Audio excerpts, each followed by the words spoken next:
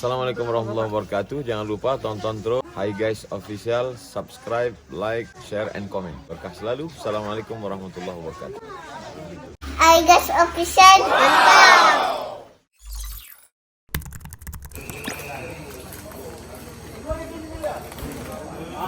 Masya Allah, kita ketemu dengan para ustadz, guru-guru kita yang tidak asing lagi, ya Allah. Semoga kami selalu bisa bersemai dengan mereka. Dan guru-guru kita selalu diberikan oleh Allah kesehatan, lahir dan batin, dijauhkan dari mara bahaya zahir dan batin. Dan selalu istiqomah dalam kebenaran, insya Allah. Ini teman-teman semua yang sekarang kami berada di Batu Tilam. Ada Mas Ale nih. Mas Ale katanya punya cerita yang menarik dalam kaitan alat kontrasepsi, Mas Ale. Gimana tuh ceritanya? Ini lagi rame. Cerita. Lagi rame karena kemarin itu Presiden baru baru tanda tangani PP tentang alat kontrasepsi untuk remaja dan siswa sekolah. Katanya itu adalah edukasi untuk siswa sekolah yang sudah menikah. Tapi kan ada siswa sekolah udah menikah? itu dia. Nah, kalaupun itu seandainya untuk orang yang sudah untuk siswa yang sudah menikah, pasti kan akan mempengaruhi siswa-siswa yang lain. Iya. Nah, jadi kita pengen ngasih pengen tanya ke ustadz-ustadz gimana caranya ngasih tahu orang-orang yang buat peraturan ini, sex education itu bukan nge-sex menggunakan alat kontrasepsi, tapi nge-sex setelah menikah. Nanti kalau udah menikah mau Setelah pakai menikah dan dengan pasangannya. Iya, mau pakai apa aja boleh, mau pakai alat kontrasepsi, bungkus nasi padang, mau pakai gaya kayang, terserah. Cuman Bebas, kan? sebelum kita masuk ke sana, karena di sini juga ada kepala sekolah yang mengurus siswa-siswa. Mungkin kita perlu bertanya dulu ya. banget. Gimana? Ini kepala sekolah. Bagaimana menurut kepala sekolah dulu ya? Gimana ceritanya kalau di sekolah tuh? Apakah ada pelajaran atau penyuluhan dalam kaitan seks untuk anak didik? Tentunya ada. Di awal-awal mereka masuk itu, kalau kami menyebutnya pendidikan akil balik. Bukan bahasanya kita perhalus dengan pendidikan akil balik. Diperkenalkan masa-masa anak haid dan lain sebagainya, batasan-batasan aurat. Sebetulnya yang dimaksud dengan sex education ya seperti itu, bukan kemudian dengan memberikan solusi alat kontrasepsi. Oh. Kalau menurut kami. Jadi sekarang ada PP pemberian Ini alat kontrasepsi. mencemaskan untuk sekolah-sekolah sebetulnya. Nah, ini suara kepala sekolah nih ya, mencemaskan bagi sekolah-sekolah. Masya Allah. Yes, kita kembali mencoba bertanya ke Ustadz kita, terutama Ustadz Salim Afilah yang selalu beliau ini membahas cinta setelah menikah ya. Nikmatnya pacaran setelah pernikahan. Nikmatnya setelah. Kita sekarang sedang mencoba untuk membahas bagaimana cerita yang hari ini sedang heboh itu di Indonesia ketika Presiden menandatangani. Tuan membeli kipas dibeli di toko Mbak Desi. Kita ini sedang membahas bagaimana alat kontrasepsi. Baik. Sekarang alat kontrasepsi yang sudah ditandatangani oleh Presiden. Gimana menurut Ustadz? Jadi kita ini di Indonesia sering latah ngambil dari yang ada di Barat. Itu pun nggak lengkap dan cuma ujungnya. Ini masalah gitu kan.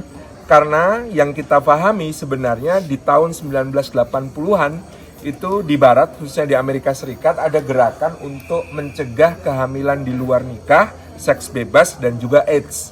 Nama gerakan ini gerakan ABC. Gerakan ABC atau ABC ini singkatan dari abstinent, be faithful, kondom. Ada 3, jadi kondom itu cuma yang ketiga. Yang pertama abstinence. Abstinence itu adalah sumpah anak-anak remaja di hadapan orang tuanya untuk tidak melakukan seks pranikah. Jadi ini menjadi gerakan yang luar biasa pada saat itu. Anak-anak muda yang peduli pada masa depan, yang peduli pada pencegahan AIDS, yang peduli pada pencegahan kehamilan di luar nikah yang tidak bertanggung jawab, itu mereka kemudian melakukan satu ritual, bahkan ada yang melakukannya di gereja, bersumpah untuk abstinence, bersumpah untuk tidak melakukan seks di luar nikah. Ini yang pertama gerakannya itu. Baru gerakan yang kedua namanya be faithful. Be faithful itu artinya jadilah orang yang setia. Setia hanya dengan pasangannya, setia hanya dengan istrinya, setia hanya dengan suaminya. Dan ini gerakan yang kemudian ditumbuhkan di rumah tangga Amerika pada saat itu untuk kemudian mencegah terjadinya seks bebas di luar pernikahan, kehamilan yang tidak bertanggung jawab, dan juga AIDS. Ini kesadaran luar biasa. Baru yang ketiga itu yang disebut sebagai C-nya itu kondom.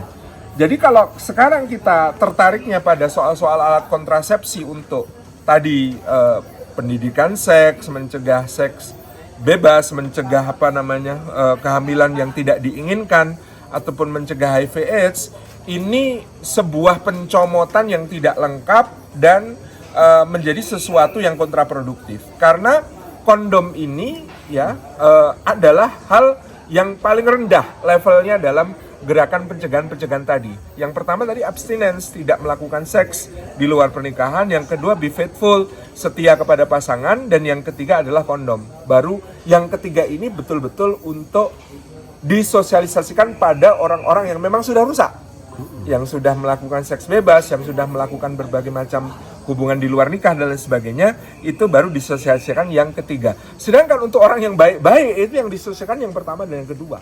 Nah inilah anehnya kita suka ngambil dari barat sesuatu yang bahkan itu pun tidak lengkap gitu. Di baratnya ABC, kita coba ngambil alat kontrasepsi yang kemudian itu adalah C yang di dalam gerakan ABC tersebut. Dan ini tentu sesuatu yang salah kaprah begitu ya. Sesuatu yang kemudian akan menimbulkan dampak-dampak yang jauh lebih serius. Karena ketika kemudian peraturan pemerintah ini ditujukan untuk menyediakan seluas-luasnya alat kontrasepsi bagi pelajar, bagi siswa, bagi anak sekolah, ini justru akan dipandang sebagai bahwa pemerintah memfasilitasi seks bebas, bukan pendidikan seks, tapi memfasilitasi seks bebas. Yang dari berbagai penelitian misalnya tentang pencegahan kehamilan, kondom itu hanya sekitar 60% efektivitasnya. Apalagi untuk pencegahan HIV/AIDS. Jadi pori-pori kondom itu dibandingkan besarnya virus HIV itu jauh. Jadi kayak ini lubang besar, ini virus HIV itu sangat mudah keluar masuk di pori-pori kondom itu. Jadi itu sebenarnya sangat tidak efektif sama sekali. Artinya ini kebijakan yang tidak tepat, kebijakan yang kemudian tidak pas, dan kita mohonlah pemerintah untuk mempertimbangkan kembali kalau perlu ditarik. Karena kalau memang mau serius mencegah hal-hal tadi, ya kita pakai, ambil dari barat pun gerakannya namanya ABC gitu ya, abstinence, be faithful, commitment, baru kondom yang ketiga gitu ya. Itu sudah agak mending ya dari barat. Ini kita dari barat ngambil cuma ujungnya, dan ini masalah sekali.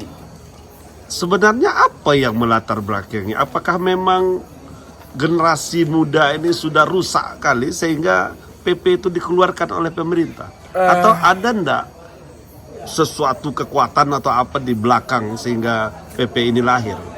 Dari satu sisi Bang, kita memang merasakan ya dampak-dampak dari masifnya sosial media, kemudian penetrasi gadget ke berbagai kalangan, sehingga sekarang itu borderless ya, tanpa batas. Dulu kan kita menganggap anak kota lebih nakal daripada anak desa gitu. Sekarang nggak bisa lagi karena semua paparannya secara teknologi informasi sama.